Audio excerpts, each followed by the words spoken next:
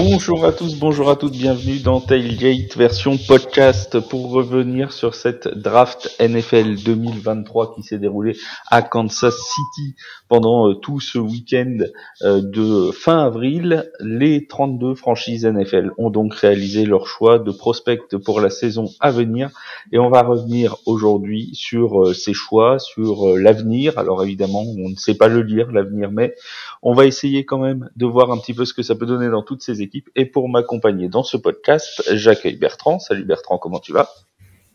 Bonjour à tous nos agents libres. La saison va bientôt recommencer. La draft est déjà le précurseur d'une nouvelle saison arrivant.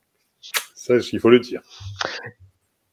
Et on accueille Yaya. Salut Yaya, comment ça va ? Salut Flav, salut Bertrand, salut à tous les agents libres. Alors ceux qui n'ont pas été draftés, ils sont agents libres, ils peuvent signer chez nous s'ils veulent, avec grand plaisir. Alors d'ailleurs, on a une mauvaise nouvelle. Nous, en tant que Français, on va commencer par ça, puisque Junior Ao n'a pas encore été sélectionné. Il n'a pas été sélectionné pendant la draft, mais il n'est toujours pas, pour l'instant, à l'heure où on enregistre le podcast, sélectionné dans une équipe en tant que free agent. Donc, on espère qu'une équipe va se pencher vers le Français, mais c'est de moins en moins probable. Donc bon, on croise les doigts pour lui quand même, et on le salue. Les amis, on va faire ça division par division, en commençant par celle qui, de l'avis de tous les observateurs américains, a fait la meilleure draft et avec l'équipe vice-championne en titre qui a probablement tapé un gros coup. Ce sont les Eagles de Philadelphie en NFC Est. Les Eagles qui avaient donc, rappelons-le, deux choix. Un grâce aux Saints de la Nouvelle-Orléans plutôt bien placés et un en fin de draft qui était leur choix propre en tant que finaliste de la saison passée. Ils ont donc sélectionné Jalen Carter en 5e position et Nolan Smith en fin de premier tour, deux défenseurs qui se connaissent parfaitement puisqu'ils jouaient tous les deux à l'université de Georgia qui a été championne universitaire la saison passée. Une défense des Eagles qui était déjà très bonne la saison dernière et qui s'est encore renforcée. Bertrand, est-ce que cette défense des Eagles est tout simplement devenue injouable ? Je dirais que comme d'habitude, comme tu viens de le dire, les Eagles ont fait de très très bons coups par rapport à cette draft. Il est vrai que cette position au niveau du pick avait été, je crois, récupérée par rapport à un échange, si mes souvenirs sont bons. Oui, c'est pour ça qu'ils étaient placés en 9e. Mais là, pour le coup, je dirais que Howie Roseman, leur manager général, a encore fait du Howie Roseman. Il a très bien su, comment négocier, très bien su amener les choses. Alors oui, c'est vrai que pour l'anecdote, on est quand même sur une équipe qui, on l'a vu passer sur les réseaux sociaux, va bientôt s'appeler les Georgia Eagles. Pour le coup, puisqu'ils ont drafté 3 joueurs de Georgia avec plus ceux de l'année précédente avec Jordan Davis et Nakobe Dean en 2022. Donc, on commence à avoir une équipe, je trouve que c'est intelligent de la part du manager parce que ce sont des joueurs qui, on va dire, en décalage, se connaissent quand même relativement tous et au final avancent dans le même but. Alors, il avait perdu Javan Hargrave qui est parti du côté des 49ers renforcer le backfield défensif des Niners, mais pour le coup, il récupère, on va dire, si ce n'est aussi mieux. Alors après, la draft, il y a toujours l'incertitude que le joueur n'apporte pas ce qu'il devait apporter par rapport à sa position à la draft, mais au final, on est sur une très très très très bonne draft des Eagles avec un effectif qui est toujours aussi complet en défense. Et oui, parce que Yaya, on a effectivement, et Bertrand vient de le rappeler, non seulement le choix de Jalen Carter et celui de Nolan Smith, mais on a aussi Kelly Ringo, le cornerback, qui vient lui aussi de Georgia, qui a été choisi au début du 3e jour, donc au 4e tour.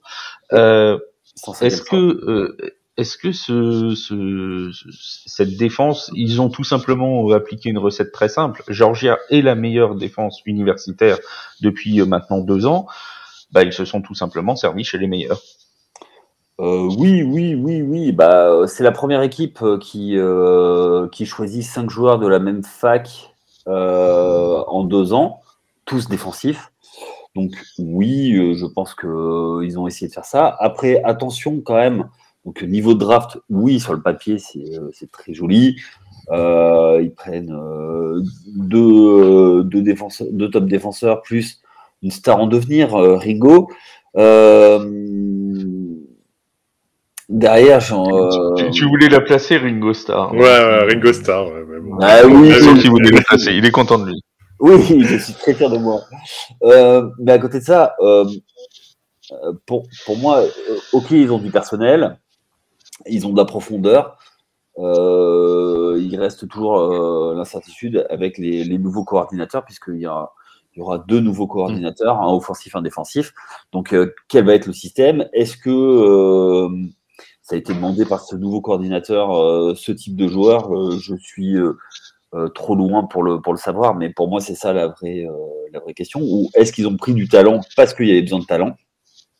Mais après, clairement, avec, on va peut-être y venir, mais autour de la draft, ils ont quand même récupéré un running back qui vient dans le comité de coureurs.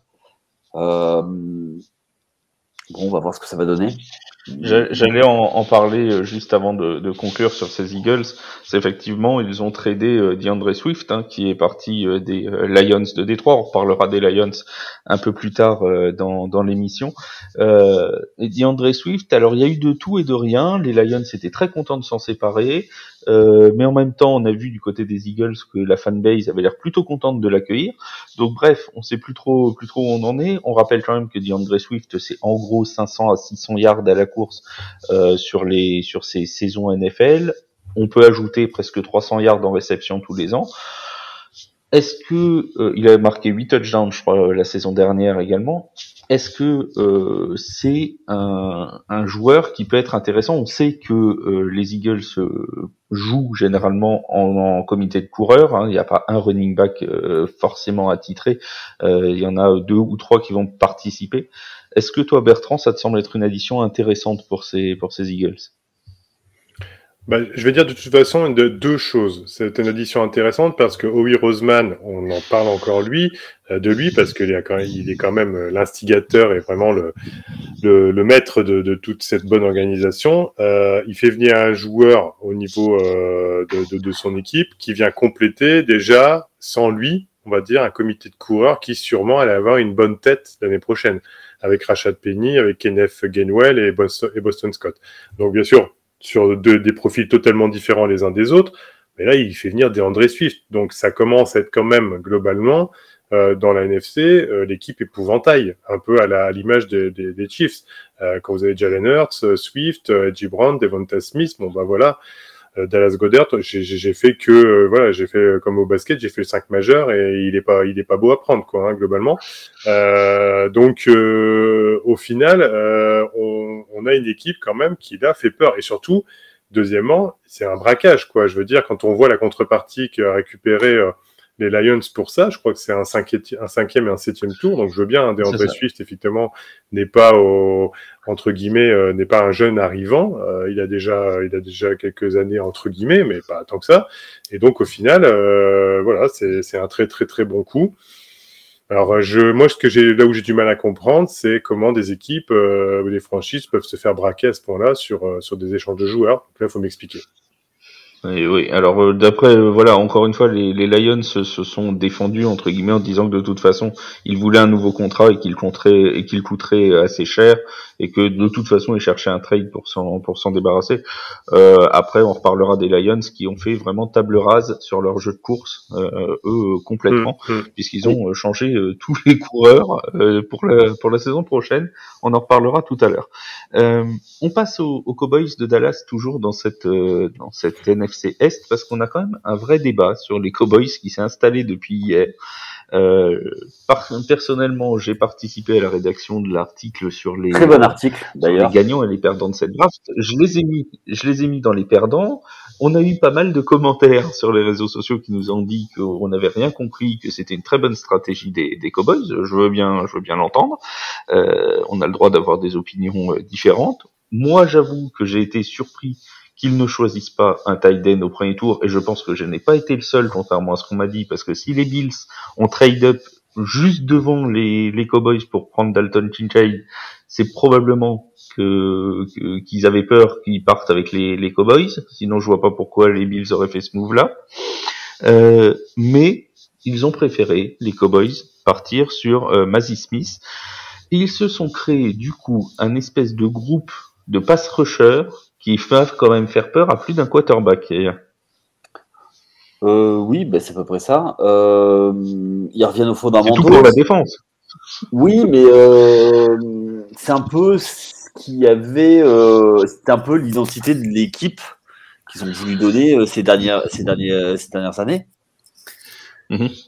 Donc du coup, mettre l'accent sur son identité, je vois pas où ça peut être le problème. Après, je suis d'accord avec toi. Ils prennent un tight end au deuxième tour. Peut-être un peu et qui semble pas le mieux côté de la promotion, même au moment où ils le choisissent. Je veux dire, il y avait quand même encore pas mal de joueurs, hein, et à ce moment-là, bon, ça a même surpris qu'ils aillent chercher Luke Schoonmaker, alors que bon, il y avait peut-être, selon les observateurs américains, d'autres prospects qui pouvaient être plus intéressants. Mais après, peut-être qu'ils ont vu au niveau des Cowboys quelque chose qui leur a plu chez ce joueur-là. Hein, ça. Et puis il y a une question de fit aussi par rapport à ce qu'ils veulent mettre en place. Après, je serais jamais contre rajouter des pass rushers. Donc c'est une denrée rare. Donc pour moi ça se tente. Un global.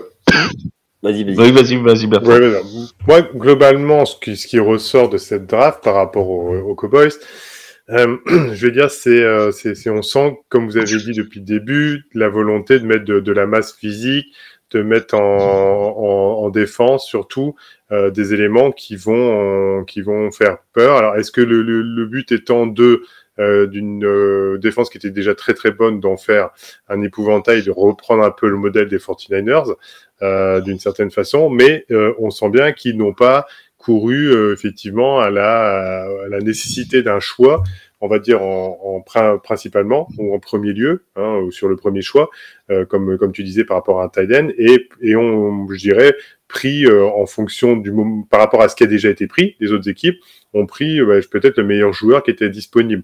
Donc on se retrouve avec une équipe très intimidante, très forte physiquement. Bon, après ils ont pris un coureur vraiment dans les fonds qui est assez explosif, et c'est sûrement aussi par rapport au fait de redévelopper leur comité de running back. Mais globalement, c'est plutôt ça l'idée. Moi, ce qui m'interpelle un peu plutôt, c'est vraiment le fait de ne pas trop orienter la draft sur quand même des éléments d'attaque. Enfin, je veux bien. Après, ils ont pris les joueurs qui restaient, mais il y a quand même depuis quelques années, on se rend bien compte que malgré les très bons joueurs qu'il peut y avoir à Dallas, le souci, c'est qu'à un moment donné, on est toujours sur les mêmes limites. Alors, est-ce que c'est les limites de coaching ou est-ce que c'est sur les limites quand même de joueurs? Donc après, je pense qu'un choix d'un joueur en attaque n'aurait pas été, improbable. Voilà, ou des codes. Ouais, même le renforcement sur la O-line, hein. Tu te dis qu'ils auraient pu aller rechercher sur leur troisième choix, par exemple, quelqu'un pour protéger un peu plus Dak Prescott. On sait que après ils ont pris Asim Richards. Ils ont pris Asim Richards qui est un tackle offensif. Ils sont allés chercher.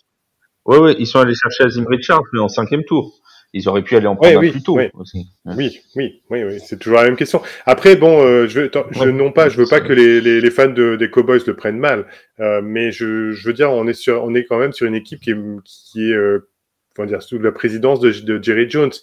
Voilà, Jerry Jones, c'est pas le plus grand intellect de la terre, hein. C'est beaucoup de m'as-tu vu, c'est beaucoup c'est beaucoup je me montre.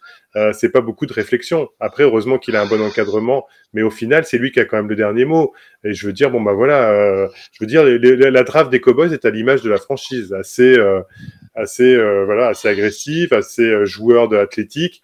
Bon, voilà. Après, est-ce que ça, peut-être que ils vont nous faire mentir et que ça va être je veux dire, ça va être le contraire. Ils vont faire une très bonne saison grâce à ces joueurs-là. Je l'espère pour les Cowboys. Mais globalement, cette draft est à l'image de la franchise. Voilà, je peux pas dire. Et encore une fois, on n'est pas dans une preview de saison où il est effectivement possible que les Cowboys soient même champions. C'est tout à fait possible. Là, ce qu'on juge, c'est les choix qui nous paraissent bien ou qui nous paraissent au contraire surprenants. Mais après, c'est pas parce que nous, ça nous paraît surprenant à notre petit niveau que ça peut pas faire un fit parfait dans la saison. C'est tout à fait envisageable, évidemment.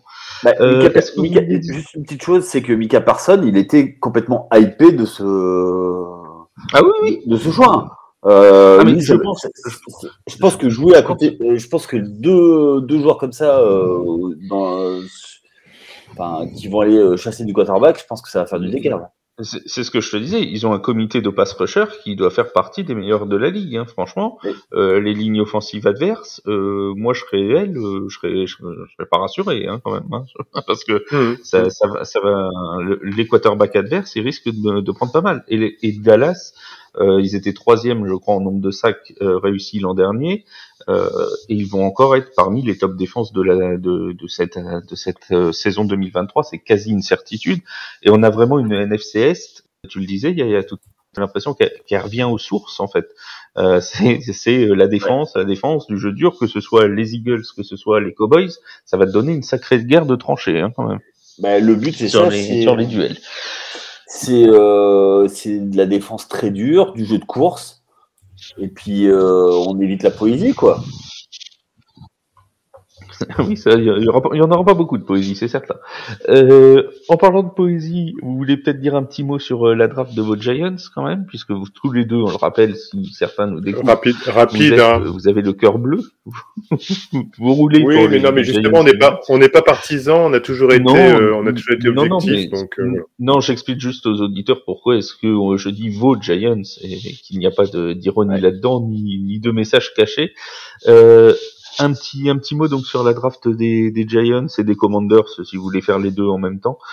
Yaya, les Giants, qu'est-ce qui t'a plu, qu'est-ce qui t'a déçu, s'il te plaît. Hein. Oui, non, ça tu ne peux pas, par contre. Oui, ça, il y a des choses comme ça. Sinon, bon, on peut fortement t'envoyer dans une équipe du côté de la Géorgie, si tu veux, Flav. Mais me dérange pas. Menteur. Mais non, je trouve que ça a été une draft sérieuse. Combler les côtés, ce qui manquait. Alors, il manque peut-être un linebacker élite, mais on va voir comment ça va. On peut pas tout avoir. Ouais, voilà. Il y a du cornerback, il y a du receveur, il y a un centre. Pour moi, tout est plutôt bien, c'est plutôt correct. Et puis, il y a une stat qui est sortie là, c'est que Joe Shine a pris quasiment que donc c'est le general manager, a pris que des joueurs qui étaient dans toutes les mocks. C'est des joueurs qu'on glissé dans les mocks, en fait. Donc, ils étaient tous prévus plus haut. Et lui, il n'a pas fait de reach là-dessus. Donc, c'est à voir, mais je trouve qu'il fait du bon travail. Donc, moi, il y a un coup qui me paraît intéressant. Alors, tu vas me dire, Bertrand, ce que toi t'en penses. C'est l'affaire Jalen Hayat, que j'attendais pour le coup plus haut, et qui a été choisi donc avec le choix numéro 73, le receveur de Tennessee, par les Giants. Ils avaient besoin de cibles. On sait que les problèmes de receveur qu'il y avait l'an dernier chez les Giants, Daniel Jones avait besoin de cibles. Ça m'a l'air d'être, avec cette position de 73, une excellente pioche pour les Giants. Oui, alors c'est sûr, au niveau des receveurs. Alors après, en fin de premier tour, on a eu beaucoup de receveurs qui sont partis les uns derrière les autres, et je pense qu'ils visaient plus Flowers au final. D'ailleurs, il y a un élément qui est sur les réseaux sociaux disant que au final, ils voulaient me faire un montage à un moment donné pour avoir Flowers. Bon, c'est tout, ils n'ont pas eu. Je veux pas dire que Jalen Hayat est un choix par défaut, parce que je pense que de toute façon, sur les 7-8 receveurs qui sont les mieux placés par rapport à la draft, il y a quand même des joueurs qui peuvent être très très bons. Donc voilà, on est sur un receveur qui reçoit beaucoup a priori avec les mains uniquement, parce qu'il y en a qui utilisent beaucoup leur corps et leurs mains. Lui, voilà. Alors après, attention, ça c'est un double tranchant aussi avec des drops un peu plus souvent, mais bon, au final, ça reste un très très bon joueur. Il faudra voir ce que ça donne. En tout cas, très rapidement, sur les sets des Giants, moi je trouve que ça reste comme dans notre équipe qui est à l'heure actuelle, construit de manière sérieuse, de manière équilibrée, à pas essayer de faire des gros coups pour aller chercher des joueurs qui vont te défoncer ton salary cap. On construit au fur et à mesure, on se laisse pas tenter par des gros trucs. Voilà, c'est tout, c'est bien fait. Il faudra voir ce que ça donne. Après, pour les Commanders, un mot très très rapide. Non pas que voilà, on n'aime pas les Commanders, mais pour le coup, je trouve que par contre, ça a été une draft très neutre de leur part. Ça veut dire que bon, ils ont toujours pris un joueur qui était le meilleur et en même temps ce qu'ils avaient besoin. Voilà. À part ça, je veux dire, on voit pas un élément de grosse amélioration ou tout du moins qui montre une certaine ambition à changer, à révolutionner le club. Voilà. On sait que du côté de Washington, c'est en train de voir pour changer de propriétaire. On ne sait pas quelles sont les orientations non plus. Donc après, je vais pas dire des choses, mais c'est un peu n'importe quoi depuis quelques années. Alors oui, des fois ils vont faire un coup, ils vont faire un coup de temps sur une saison parce que ça se goupille bien. Mais dans l'absolu, les Commanders, ça manque de stratégie, d'envie, notamment de propriétaire. On va passer aussi à la NFC Nord maintenant. La NFC Nord avec notamment les Lions de Détroit. Les Lions de Détroit qui ont, et là je vais reprendre le mot, je crois que c'était Yann Rapoport qui disait ça sur NFL Network, qui disait que leur draft était curieuse. J'ai beaucoup aimé ce mot-là. C'est pas forcément une mauvaise draft parce que si Jahmyr Gibbs vient à exploser, on dira qu'ils ont eu un feeling incroyable. Mais c'est une draft effectivement qu'on peut qualifier de curieuse à cette heure-là. On rappelle quelques choix des Lions, dont Jahmyr Gibbs en choix numéro 12, si je dis pas de bêtises. Oui. Donc le running back qui était pressenti un peu plus bas dans la draft, mais qu'ils ont choisi en 12, et en numéro 18 notamment Jack Campbell. Donc ils avaient deux choix au premier tour, les Lions, un linebacker, un running back. On s'attendait potentiellement à voir un cornerback arriver, étant donné que ils avaient eu des gros problèmes défensifs l'an dernier. Ça n'en a pas été le cas. Ils n'en ont même pas choisi du tout sur toute la draft. Il n'y a aucun cornerback. Voilà, ouais. Et donc, on a eu ce choix de Jahmyr Gibbs en choix numéro 12 avec leur premier choix de draft. Est-ce que toi, Yaya, ça te surprend ce choix-là des Lions? Oui, ils en avaient besoin. Ils ont besoin de running back. Après, aussi haut, pour moi, c'est un peu compliqué. C'est toujours un risque, le running back. Et puis, on sait que c'est une position qui est très, très exposée. Donc, mettre autant sur la table pour un running back alors que tu peux en trouver des fois en travaillant bien sur un deuxième, troisième tour, surtout troisième tour, ça peut passer. Après, est-ce que c'est un joueur générationnel pour aller dans le premier? Je sais pas du tout. Je peux pas dire. On a donc ce choix d'être parti plus sur l'attaque que sur la défense. Est-ce que pour toi, Bertrand, ils sont partis vraiment dans un tout attaque? Est-ce que tu vois, ils ont vraiment tout misé sur l'attaque avec ce nouveau running back? On rappelle qu'ils ont perdu et Jamal Williams et DeAndre Swift. Est-ce que vraiment ils se sont dit on va faire comme l'an dernier, on va essayer de mettre 30 points par match pour espérer gagner cette NFC Nord qui apparaît accessible l'année prochaine? Oui, alors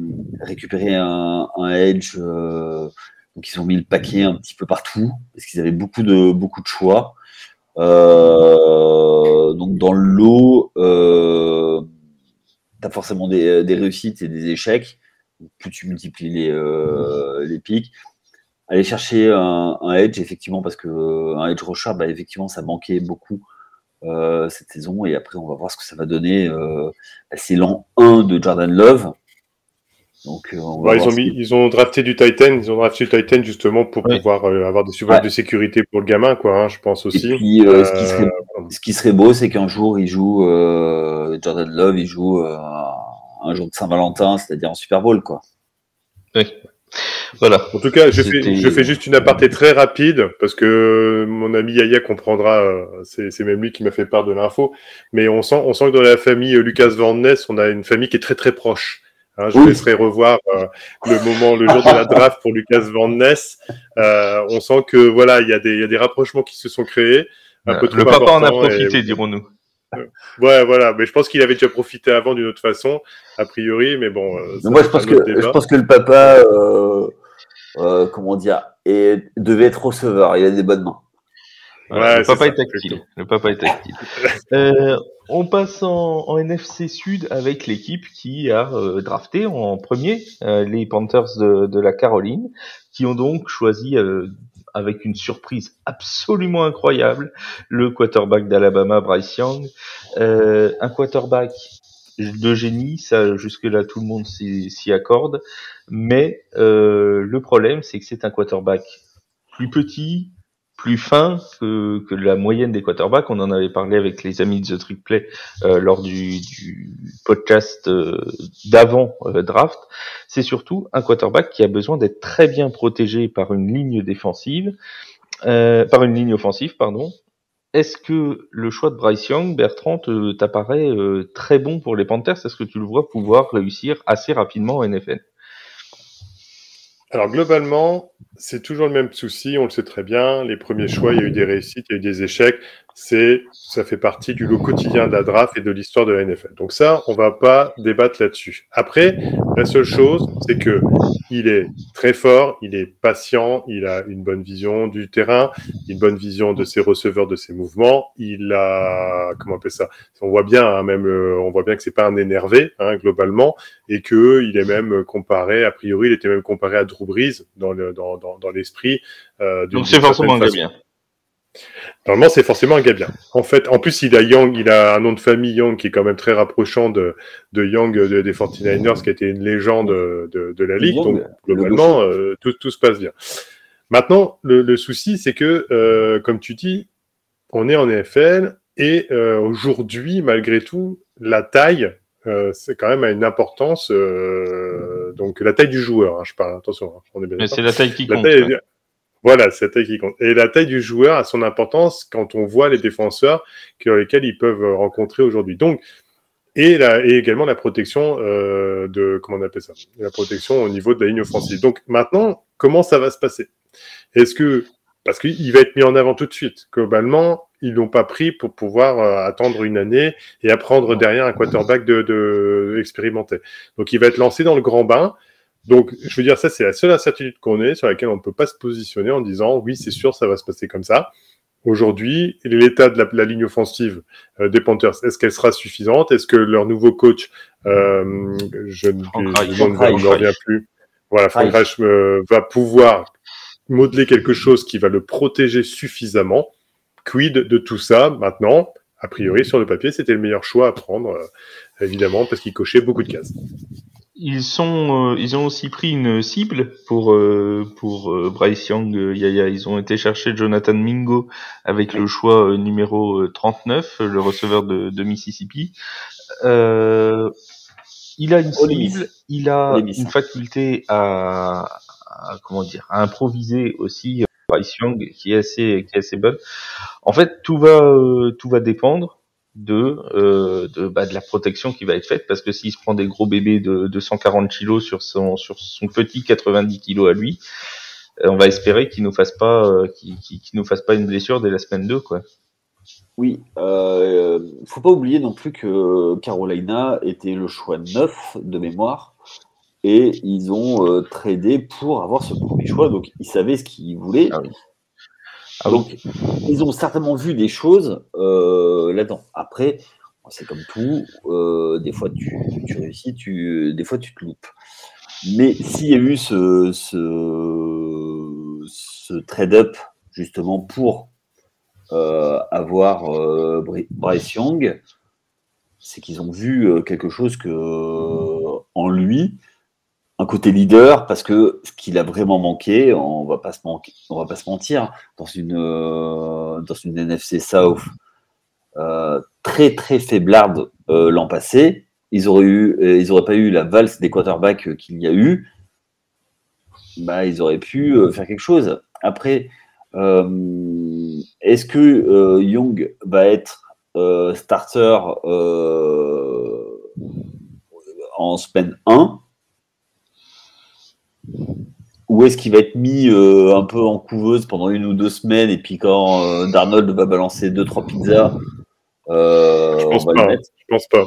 Je pense pas, à mon avis, il a été pris pour démarrer. Après, c'est si justement il se croûte complètement que Dalton va arriver à la rescousse, quoi. Ouais. Après, il va être assez rapidement réclamé, parce pourquoi que Dalton si tu prends un mec en choix Darnold 1 pour le laisser derrière Darnold, derrière Dalton. Non, c'est Andy Dalton. Ah, c'est Andy Dalton oui. Oh oui. Bon. Ouais, Darnold, il est parti aux 49ers. Ah oui, oh oui, c'est vrai. Je me suis moqué des 49ers. Non, c'est Dalton. On a, chez les Saints, on a envoyé Dalton chez les Panthers. On est sympa. Hein. C'est pas très gentil. C'est cool. Et sachant qu'en plus, il y avait Matt Corral qui avait été choisi sympa, il y a pas si longtemps que ça, et qui au final va se retrouver 3e choix en quarterback, parce qu'il ne rentre pas comme dans le système de Frank Reich, à mon avis, et dans ses attentes. Donc on est vraiment sur quelque chose d'assez bizarre. Je pense que Matt Corral peut vite flinguer sa carrière, la manière dont ça se passe. Oui, c'était un premier tour de mémoire, et qui était attendu justement pour être en couveuse et qui explosait. Tout à fait. C'est lui un peu le dindon de la farce, pour reprendre l'expression. Après, il s'est blessé aussi, Matt Corral. Hein. Il s'est blessé. Ça a empêché aussi son développement aussi bon qu'il aurait pu être au moment de la draft. Et sachant aussi que je me permets, mais ils ont récupéré Adam Thielen des Vikings, qui globalement n'est pas au firmament de sa carrière. Ils ont récupéré Miles Sanders, qui lui va tourner, mais bon, il faut qu'il s'adapte à l'équipe. Ils ont récupéré DJ Shark, qui globalement, c'est pareil, chez les Lions, avait quand même tendance à être parfois blessé.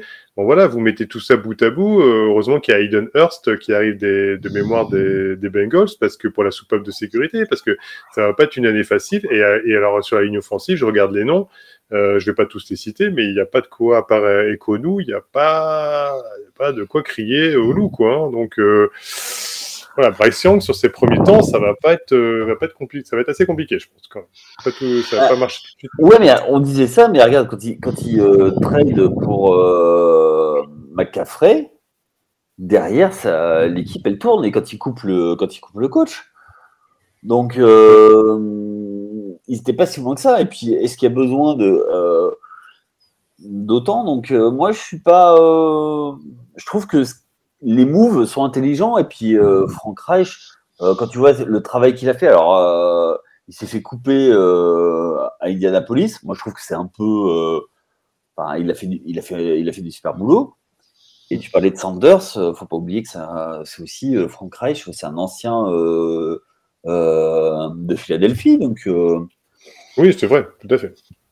Donc voilà, pour moi, il y a des choses à voir. Et si Frank Reich fait pas les mêmes bêtises qu'à Indianapolis, c'est-à-dire de pas savoir gérer le cas du quarterback, là, tu as un numéro 1 de draft, tu as Andy Dalton et tu as Corral.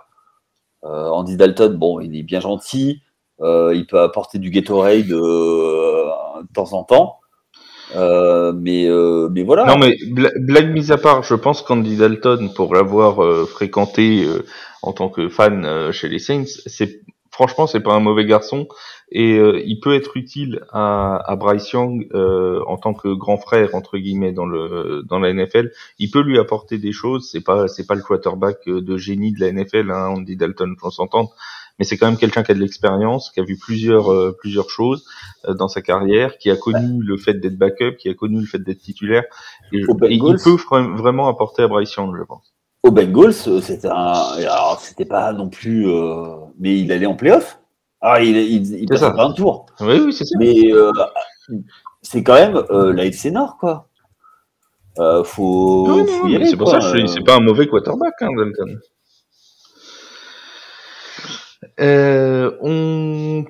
Autre choix aussi qui a été beaucoup discuté, c'est celui des Falcons d'Atlanta sur Bijan Robinson, qui sont donc allés chercher un running back avec leur choix numéro 8, alors même qu'ils avaient déjà un running back plutôt bien installé qu'ils avaient drafté l'an dernier. On pense bien sûr à notre ami Tyler Allgeier, qui a fait plus de milliards à la course cette année, qui avait été excellent. Pourquoi Bertrand être allé chercher Bijan Robinson?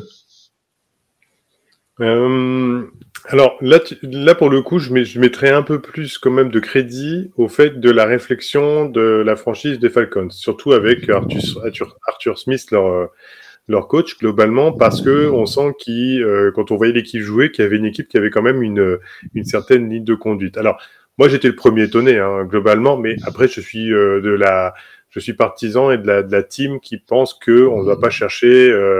J'étais le premier à dire que Saquon Barkley est une bêtise d'aller chercher en deuxième position il y a quelques années. Voilà, je le pense toujours. Bon, peu importe. Maintenant, c'est fait, le mal est fait. Mais globalement, aller chercher des running backs très très haut à la draft, voilà, on est plus sur on compte que sur un seul running back, ou sauf certaines franchises qui fonctionnent encore comme ça, mais on est plus sur des comités de coureurs aujourd'hui, et je pense que c'est la meilleure solution. Et il y a des très très bons coureurs qu'on peut aller chercher ailleurs. Voilà. Donc malgré tout, est-ce que le but n'est pas, si Bijan Robinson reste en bonne santé, est un crack et développe un jeu qui détruit la ligue du fait de ses aptitudes? Est-ce qu'il veut pas faire un monstre à deux têtes avec je sais plus son prénom, mais enfin Allgeier, Tyler Allgeier, ouais, pour pouvoir justement mettre la main mise sur cette NFC Sud et faire en sorte que quand on regarde les Panthers, les Buccaneers qui vont se chercher, même plus se chercher, ça va être un peu compliqué, je pense, peut-être pas en défense. Nous aussi, on va les chercher. Ouais, et puis après, il y a vraiment que les Saints qui globalement, vont sortir du lot par rapport à cette division. Donc c'est pas déconnant, avec un très bon, je dirais un très bon tight end. Non, il y a de quoi faire, et je pense que après ils l'ont pris. Selon certains insiders, c'était pas la bonne solution par rapport à ça, mais par rapport à d'autres. Bon. Après, la grosse question, c'est plus le quarterback. Et est-ce que le quarterback va être assez productif pour pouvoir alimenter des London et des Kyle Pitts, quoi. Voilà. C'est ce que j'allais dire. Est-ce que toi, ça t'a pas surpris? Même en 3e, 4e, 5e tour, on sait qu'il y a eu énormément de quarterbacks 13 sélectionnés pendant cette draft. Oui. Est-ce que ça t'a surpris qu'ils n'aillent pas en chercher un seul? On rappelle qu'ils ont Desmond Ridder en starter, Tyler Heinicke en numéro 2, Logan Woodside ensuite en 3. Est-ce qu'ils auraient pas pu utiliser un de leurs tours profonds, 5e, 6e tour, pour aller chercher un autre quarterback? Est-ce qu'ils ont vu? Ou avant, ça aurait même pu être avec le premier. Ouais, mais est-ce qu'ils ont vu ce qu'ils voulaient? C'est ça, en fait, par rapport au plan de jeu, par rapport à tout ça. Est-ce que ils avaient vu c'est la question. Il y a plusieurs écoles, de toute façon, sur la draft. C'est où on prend le joueur qui a le plus de potentiel, où on draft la position. Eux, ils ont décidé de choisir le potentiel. Bijan Robinson, on sait que c'est un des joueurs les plus talentueux. Il ne serait pas running back, il serait sur une autre position avec autant de talent, il serait parti premier. Voilà, donc je pense que pourquoi pas. Ils n'avaient pas beaucoup de choix. La défense n'est pas forcément mise en avant. Bon, après ils ont. Après, je m'excuse, hein, Yaya, mais juste, Calais Campbell, vis-à-vis de Desmond Ridder, donc le quarterback, a été dithyrambique en disant, alors après, de toute façon, ce sont toujours des déclarations que les joueurs, que certains joueurs aiment bien faire, mais enfin bon, pour en arriver à dire ça, c'est que lui, en étant un joueur d'expérience, il a vu quelque chose. Donc, donnons le bénéfice du doute à ce joueur, qui, je pense, là, on n'a pas vu grand-chose encore de lui, globalement. Et puis, quand je regarde bien, je pars toujours du principe que c'est la ligne offensive qui fait l'équipe, quand même, à la base. Faut pas oublier, malgré tout le talent qu'on peut y mettre autour. Je veux dire, c'est pas déconnant. Quand vous avez Chris Lindstrom, quand vous avez Jake Matthews, bon, voilà, il y a quand même une première ligne qui est pas déconnante. Et là, pour le coup, je suis un peu plus optimiste vis-à-vis de cette équipe, que les Panthers qui doivent tout reconstruire avec des joueurs vraiment qui viennent d'arriver, alors que là, il y a quand même des joueurs qui sont en place, d'autres qui sont arrivés, JC Betts 3 des Bengals de mémoire, Jeff Okuda qui va devoir d'ailleurs se relancer vis-à-vis de sa position de draft avec les Lions. Il a été 3e, donc on se demande même comment ils ont pu le dégoter avec aussi peu de retours. Voilà, donc je vais pas faire toute l'équipe, mais globalement, on a une équipe qui, moi, va dans le bon sens. Et après, il y a que l'incertitude du quarterback, mais laissons-lui le bénéfice du doute, puisque certains joueurs sont dithyrambiques à propos de lui. Ils ont fait une très bonne saison par rapport à ce qui était attendu. On les attendait au fin fond du trou. Force est de constater qu'ils ont été dans la course, pour la division, mais ça, je pense que n'importe qui aurait pu jouer la division dans cette division justement. Ils sont battus, ils n'ont pas lâché l'affaire. Je trouve que c'était chouette à voir. Voilà, donc on va voir. C'est toujours l'année de la confirmation qui est le plus important. Et est-ce qu'ils ont rajouté les pièces qu'il fallait? Je suis pas sûr. Je voulais juste en placer une petite pour un francophone. Alors nous, on n'a pas notre français qui a été sélectionné. Bon, il y a Mathieu Bergeron, un Québécois qui sort de Syracuse, qui a été pris par Atlanta. Un petit mot avant de refermer la NFC sur la NFC West, avec notamment les Seahawks de Seattle. Les Seahawks qui ont réalisé une draft plutôt intéressante. Notamment, ils sont allés chercher un cornerback, un receveur, histoire de donner une cible à Geno Smith et de renforcer leur défense.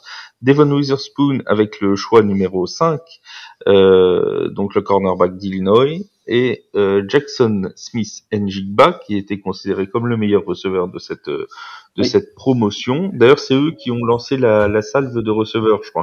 Une fois que eux ils avaient choisi Jackson Smith-Njigba, derrière il y a 3 ou 4 franchises à la suite qui ont pris des receveurs. Je crois que ça commence en 19, c'était juste avant eux. 19, 20, 21. Peut-être juste avant, ouais, c'est possible.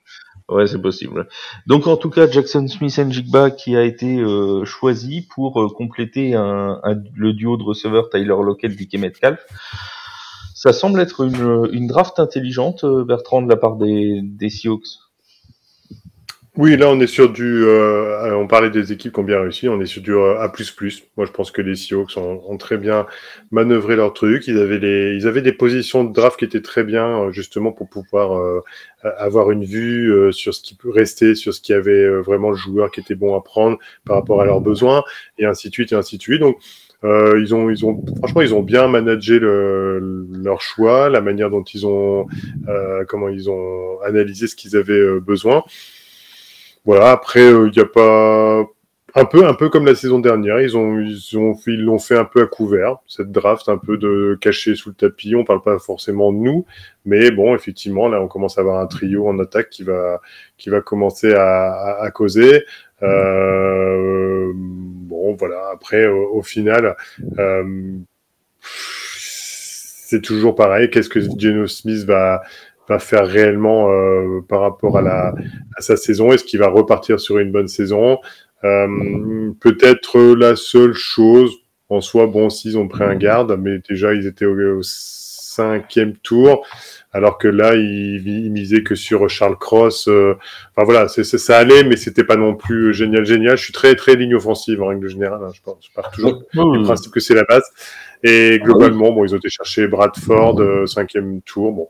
4e. Non, c'est 4e. Ah bon, moi j'ai 5e. Son 8e choix. D'accord, donc 4e. Bon, après, il a une très bonne cote aussi. Non, franchement, il n'y a pas grand-chose à dire à part que c'est très très bien et qu'avec ce qu'ils ont fait là, et la très bonne base qu'ils avaient déjà, ça peut vraiment bien tourner l'année prochaine. On fait juste un petit mot sur les Cardinals, mon cher Yaya, les Cardinals qui ont pris Paris Johnson Jr. Avec le choix. Alors je sais même plus quel numéro ils avaient parce qu'ils avaient le 3 à l'origine. Ils l'ont trade down une voire deux fois, je crois. Surpris, voilà. On est d'accord tous les deux et tous les trois. On est d'accord tous les trois pour dire que les Cardinals ont en fait un pari sur 2024. C'est-à-dire qu'ils vont quelque part un peu abandonner cette saison pour avoir, ils auront deux choix du coup au de premier tour à la draft 2024 puisqu'ils auront celui des Texans qui leur ont racheté le choix en prenant leur troisième sélection dans cette draft là. Donc ils auront deux choix de premier tour en 2024. Ça semble être parti. On sait que Kyler Murray sera pas là pour le début de saison chez les Cardinals. Je pense que on va être d'accord pour dire que c'est une draft qu'ils ont construit pour l'avenir.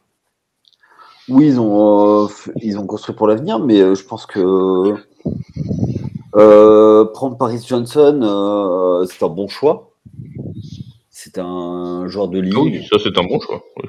Voilà, derrière, il récupère un nom que l'on connaît avec Bertrand Ojulari, c'est le petit frère, qui a une très bonne cote.